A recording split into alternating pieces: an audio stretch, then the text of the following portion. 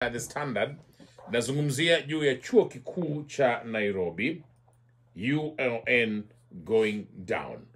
Wilibroda, tulianza na chuo kikuu cha Moi University. Yes, Eldoret.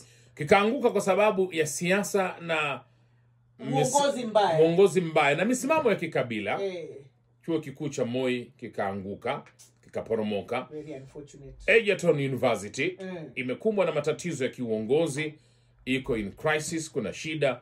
Imekuja Technical University of Kenya, TUK, ambayo zamani inaitwa Kenya Polytechnic, imekumbwa na matatizo ya uongozi na usimamizi mbaya. Chuo kikuu hicho kina matatizo. Sasa matatizo yamefika University of Nairobi.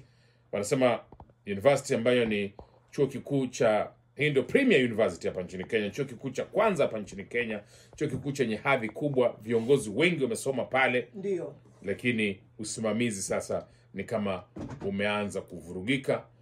Siasa zimeanza kuingizwa kwenye uongozi. Hili ni tatizo kubwa zaidi hapa nchini Kenya.